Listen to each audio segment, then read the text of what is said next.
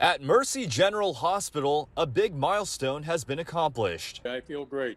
The medical center recently celebrated performing 1,000 transcatheter aortic valve replacement surgeries, also known as TAVR, a minimally invasive procedure to replace a thickened aortic valve that can't fully open. This is a disease that we can't ignore, and even during the COVID pandemic, we continued to do these procedures because these patients have a mortality risk.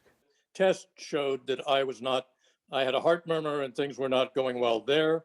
So they decided to do the TAVR on me. At 77 years old, Frederick Haugen is the hospital's milestone patient. He had his impaired aortic valve replaced in just over half an hour and is back to normal life now with his wife, kids, and grandkids thanks to Dr. Joseph Kozina and his team. I recovered very quickly. I had to just wait for the swelling to go down in my groin area. And then everything has been fine. My breathing, my heart, everything.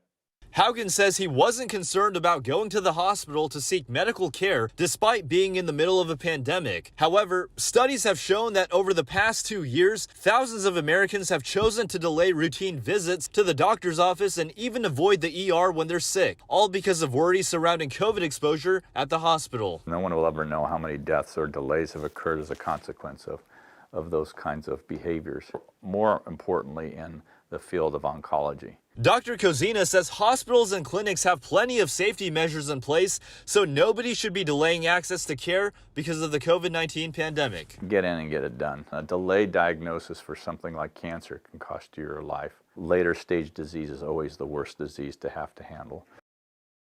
The hospital performed the TAVR procedure for the first time in 2012.